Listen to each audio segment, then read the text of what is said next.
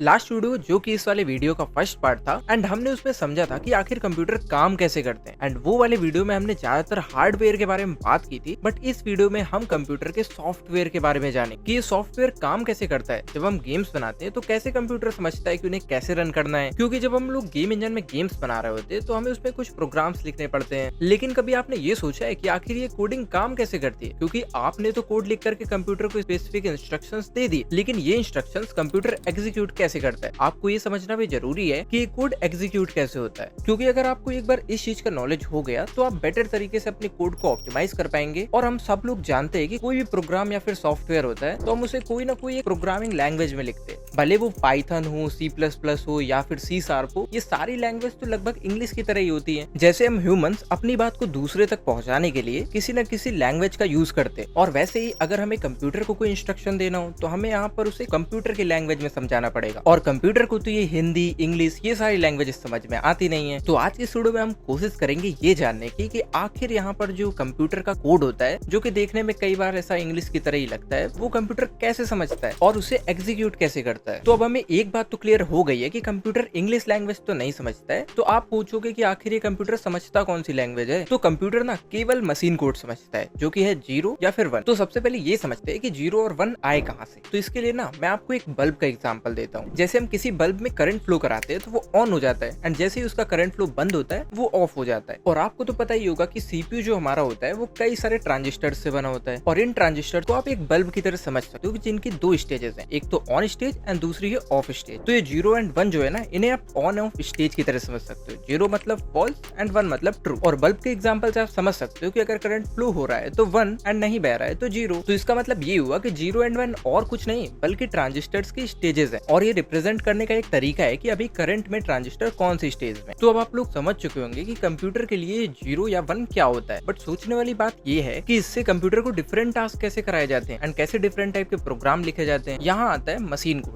And computer जो है ना, वो सिर्फ मशीन कोड को ही समझता है, और मशीन कोड को ही लोवेस्ट प्रोग्रामिंग लैंग्वेज कहते हैं। और मशीन कोड में अगर आपको कुछ भी कोड करना है तो आपको 0 और 1 के सीक्वेंस में ही कोड करना होगा। जैसे कि मशीन कोड में 0 0 0 1 का मतलब होता है ऐड, तो ऐसे ही 0 एंड 1 का यूज करके अलग अलग टास्क को परफॉर्म किया जाता है। तो अब आप कहोगे कि ऐसे तो कोई भी आएगा एंड वो अपने हिसाब से अपना कोड बनाएगा, और वो बोलेगा कि 0 0 0 1 का मतलब ऐड नहीं होता है, मैं तो इसे सबट्रैक्ट मानता हूँ। तो इसमें प्रॉब्लम आएगी एंड हम लोग एक दूसरे की स्क्रिप्ट को यहाँ पर डिक्रिप्ट ही नहीं कर पाएंगे। और यहाँ आते हैं स्टैंडर्ड। जैसे कि आपने मैथ में भी पढ़े होंगे कि 1 मीटर में 100 सेंटीमीटर होते हैं, 1 किलोमीटर में 1000 मीटर होते हैं। तो ऐसे कुछ स्टैंडर्ड सेट कर दिए जाते हैं जिन्हें हमें फॉलो करना होता है। एंड ऐसे ही कोडिंग में भी होता है। एंड इसमें जो सबसे पॉपुलर यहाँ पर जो स्टैंडर्ड्स हैं वो है American standard code of information interchange. And ज्यादातर हम लोग इन्हीं स्टैंडर्ड्स का यूज करते हैं। जैसे हमें एक मैथ का वर्ड है 8 एंड उसे रिप्रेजेंट करना है तो उसका कोड होगा 0 0 1 1 1 0 0 0। एंड ऐसे ही डिफरेंट वर्ड के, इंग्लिश अल्फाबेट के एंड अलग अलग चीजों के अलग अलग यहाँ पर जो है वो कोड होते हैं, और कंप्यूटर को भी यही समझ में आता है। बट अगर हमें कोड करना है, कंप्यूटर को समझाना है, तो हम ऐसे तो इतना याद नहीं कर सकेंगे कि किसका क्या कोड होगा एंड वो हम लिखते जाए और कंप्यूटर उसे समझे। तो यहाँ पर काम आती है अलग अलग टाइप की प्रोग्रामिंग लैंग्वेजेस, और इनका ही काम होता है कि ये हमारी लैंग्वेज को कंप्यूटर को समझा सके। बाकी स्क्रीन में आपको एक चार्ट दिख रहा होगा जिसमें हाई लेवल लैंग्वेजेस भी हैं, लो लेवल लैंग्वेजेस भी हैं। तो लो लेवल लैंग्वेजेस वो होती है जो कंप्यूटर तो समझ सकता है लेकिन ह्यूमन को इजिली अंडरस्टैंडेबल नहीं होती। और ये जो चार्ट है इसमें लो से हाई लेवल के ऑर्डर में लैंग्वेजेस को सेट किया गया। तो इस ऑर्डर के अकॉर्डिंग सबसे नीचे आता है मशीन कोड, जो कि यहाँ पर कंप्यूटर तो समझ जाता है लेकिन इंसान नहीं समझ पाता है। उसके बाद आती है असेंबली लैंग्वेज। ये थोड़ी तो ह्यूमन अंडरस्टैंडेबल होती है बट सभी प्रोसेसर्स के लिए अलग अलग होती है। जैसे x86 के लिए अलग होती है, ARM प्रोसेसर्स के लिए अलग होती है, मतलब अलग अलग प्रोसेसर्स के लिए अलग अलग प्रोग्रामिंग लैंग्वेज। बाकी जो असेंबली लैंग्वेजेस का कोड होता है ये मशीन कोड से अलग होता है, इसलिए हमें एक ट्रांसलेटर की जरूरत पड़ती है जो कि कोड को मशीन कोड में चेंज कर। तो जो एप्लीकेशन असेंबली लैंग्वेज में लिखे कोड को मशीन कोड में चेंज करता है उसे असेंबलर कहते हैं। असेंबली लैंग्वेज में जब कोडिंग की जाती है तब कोड में क्लियरली बताना पड़ता है कि कौन सी इन्फॉर्मेशन कहाँ स्टोर करता है, जिससे कोड काफी कॉम्प्लिकेटेड हो जाता है एंड सभी डिवाइसेस में ये काम भी नहीं करता है। और इस प्रॉब्लम को सॉल्व करने के लिए कई सारी और लैंग्वेजेस को डेवलप किया गया, जैसे पाइथन हो गया, C हो गया, जावास्क्रिप्ट हो गई, और इन लैंग्वेजेस को ही हम लोग हाई लेवल लैंग्वेजेस बोलते हैं। और इन सभी के अपने अपने प्रोज हैं एंड कॉन्स, खैर वो एक अलग टॉपिक है। अभी हम ये समझते हैं कि हाई लेवल लैंग्वेजेस में लिखा हुआ कोड कैसे एक मशीन कोड में चेंज होता है। तो सबसे पहले बता दो कि इन लैंग्वेजेस में लिखे कोड को सोर्स कोड कहते हैं, और इन